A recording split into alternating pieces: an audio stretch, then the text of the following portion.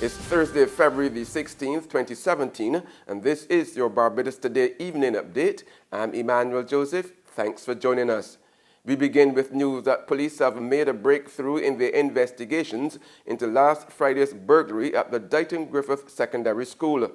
Now, law enforcers have arrested and jointly charged 17-year-old Tishon Clark and Shamo Walron, also 17, both of Silver Hill Christ Church.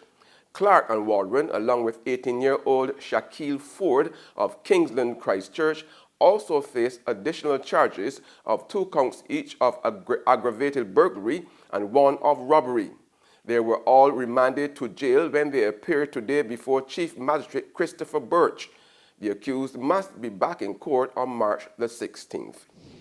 The National Union of Public Workers has taken Minister of Commerce Donville Inniss to task for all but blaming the union for standing in the way of a speedy settlement to the transitioning of the Customs Department into the Barbados Revenue Authority.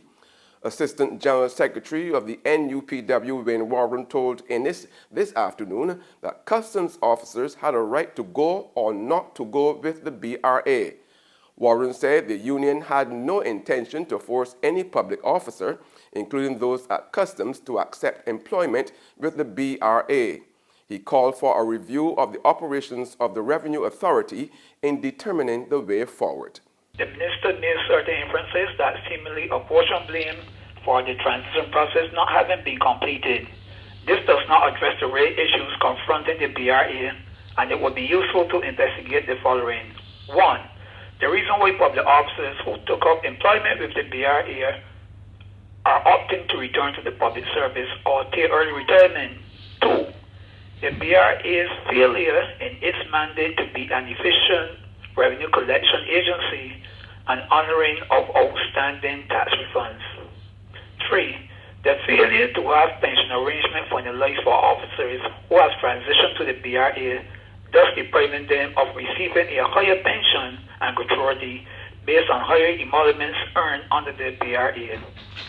4. The lack of objective analysis which supports that countries perform better with the revenue model.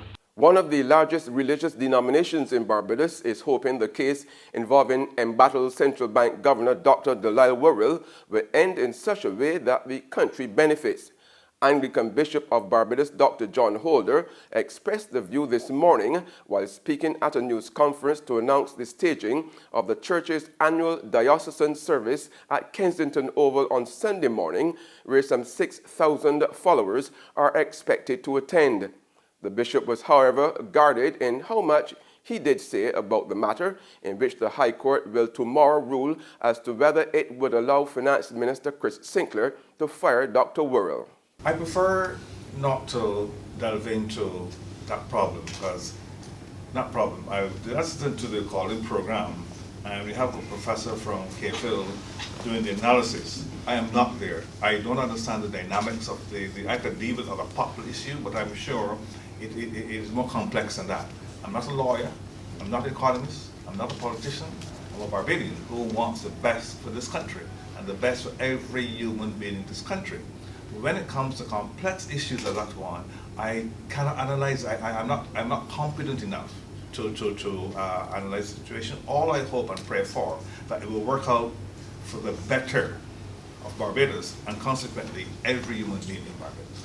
The Anglican bishop also weighed in on the recent suicide of a 16-year-old schoolgirl, suggesting that the church needs to be more sensitive in picking up the danger signs being displayed by our young people. But I think we have to listen to them for sure, where they are, because as you well know, youth is like a moving target. What the young person sees as critically important yesterday may not be so today. We all went through that stage where each day we have another issue to deal with. The world is going to end in tomorrow, so to speak.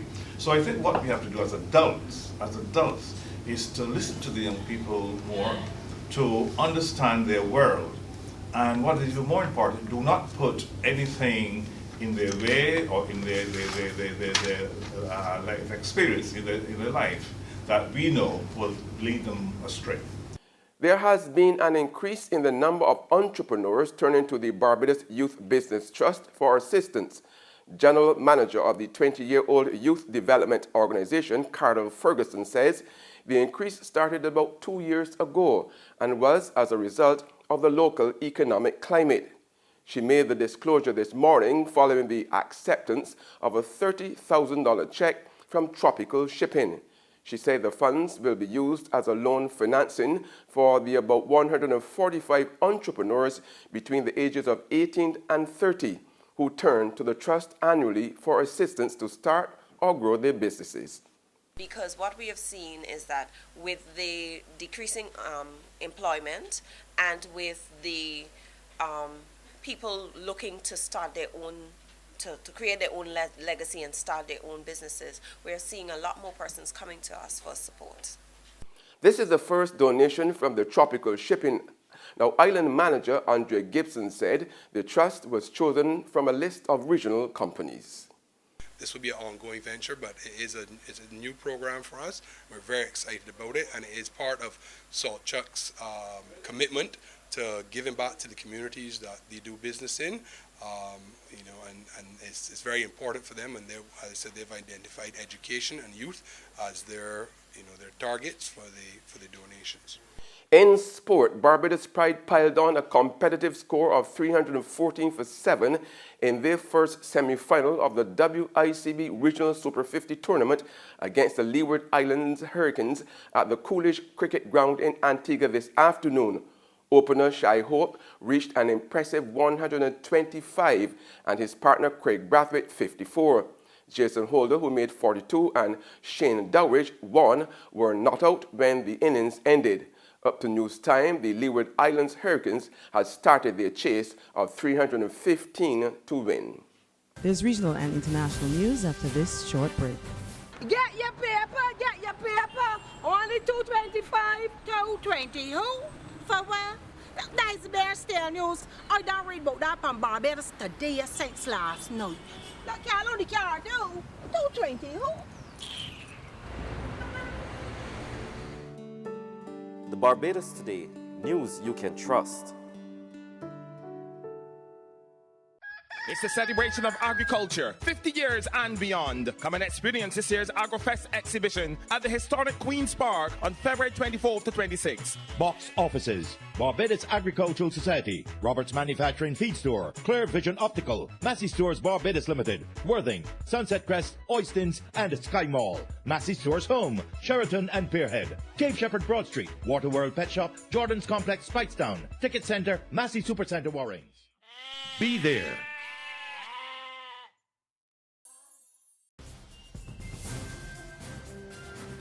Welcome back with news from the region now. Guyana's Minister of Public Health, Valda Lawrence, has warned health officials they will be fired if found to be misusing international donor funds.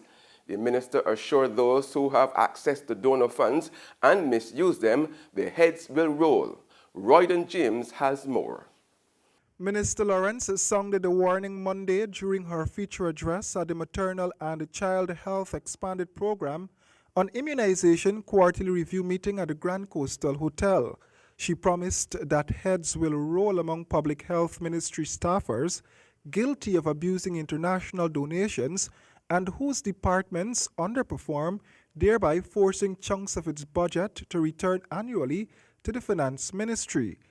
As you continue today and tomorrow to deliberate, I would like you to do so, knowing that your ministers are going to look at those gaps, are going to look at those challenges coming out of this forum, coming from you who are on the ground, who are linked to the communities and the persons therein, and ensure that the money does not go back to finance at the end of this year, but that the monies are spent on the programs for which they have been allocated.